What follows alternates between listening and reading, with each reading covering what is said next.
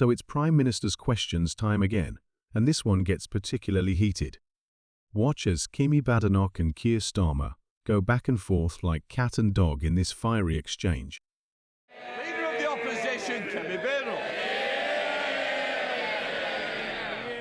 Mr. Speaker, the Conservative government established the Ukraine Family Scheme, and in total, over 200,000 Ukrainians, mostly women, children and the elderly, have found sanctuary in the UK from Putin's war. However, a family of 6 from Gaza have applied to live in Britain using this scheme, and a judge has now ruled in their favour. This is not what the scheme was designed to do. This decision is completely wrong. It cannot be allowed to stand. Is the government planning to appeal on any points of law? And if so, which ones? Minister. Mr. Speaker, let me be clear. I do not agree with the decision. She's right. It's the wrong decision. She hasn't quite done her homework because the decision in question was taken under the last government, according to the legal framework of the last government. But, Mr. Speaker, let me be clear. It should be Parliament that makes the rules on immigration. It should be the government that makes the policy. That is the principle, and the Home Secretary is already looking at the legal loophole which we need to close in this particular case. Mr. Speaker, he did not answer the question. If he plans to appeal, then the appeal may be unsuccessful and the law will need to be changed. And if he does not appeal, the law definitely will need to be changed. He talks about a decision made under the last government. It was not made by the last government, it was made by the courts. The issue we are discussing today is about judicial decisions. We cannot be in a situation where we allow enormous numbers of people to exploit our laws in this way. There are millions of people all around the world in terrible situations. We cannot help them all, and we certainly cannot bring them all here. Will he commit to bringing forward that new legislation or amending his borders bill? Prime Minister.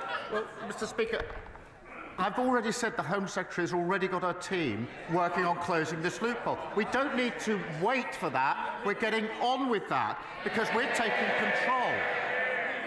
They lost control of immigration. We had nearly 1 million people come into this country, had an open borders experiment.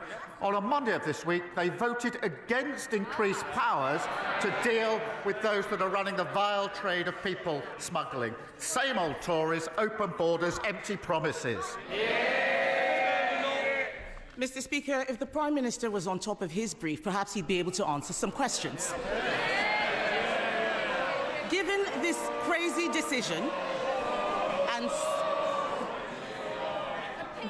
crazy decision and so many others, new legislation is needed to clarify the right to a family life in Article 8. I'm not talking about what he just said. I know Labour MPs don't understand much of what they're saying, but the Prime Minister literally wrote a book on the European Convention on Human Rights.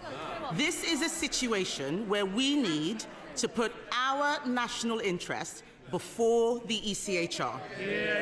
Does he agree that we should legislate even if lawyers warn that this might be incompatible with human rights law? She complains about scripted answers and questions. Her script doesn't allow her to listen to the answer.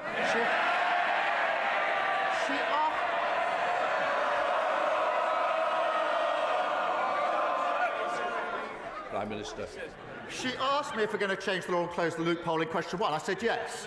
She asked me again in question 2, and I said yes. She asked me again in question 3. It's still yes. Mr. Speaker, he didn't listen to question 1. I asked if he would appeal the decision. He did not answer that. He's not listening. He's too busy defending the international human rights law framework. Mr. Speaker, this case has arisen because a Palestinian came to the UK from Gaza in 2007. He is now a British citizen.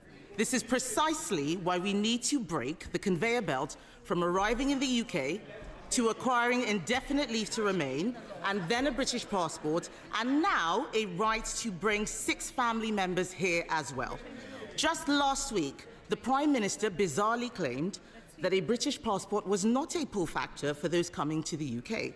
Will he now support our plans to toughen the process on indefinite leave to remain and make getting a British passport a privilege, not a right? Prime Minister. Speaker, they presided over record high levels of immigration. It reached nearly 1 million. It was a one-nation experiment in open borders.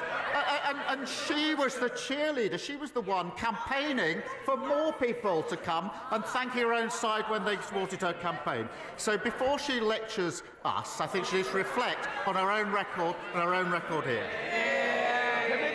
Mr. Speaker, he is the Prime Minister now. The people out there want to know what he is going to do about the situation.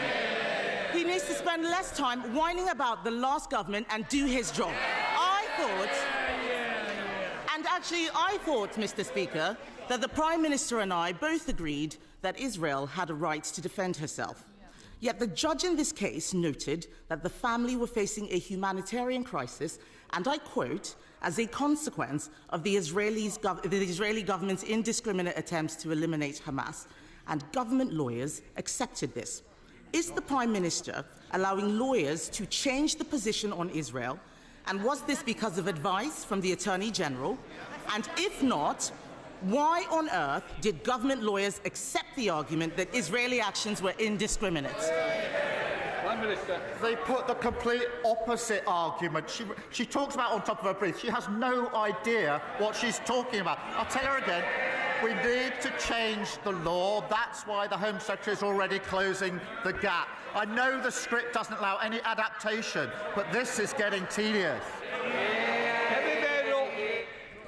Mr. Speaker, the Prime Minister has not read the judgment. I suggest that he does. There are very serious questions now. There are very serious questions now being asked about the Attorney General, the Prime Minister's personal friend and donor. Even Labour ministers are concerned. One Labour peer, Lord Glassman, has called him the absolute archetype of an arrogant progressive fool. If we are serious about protecting our borders, we need to make sure we appoint people who believe in our country and everything we stand for. It is not clear the Attorney General does.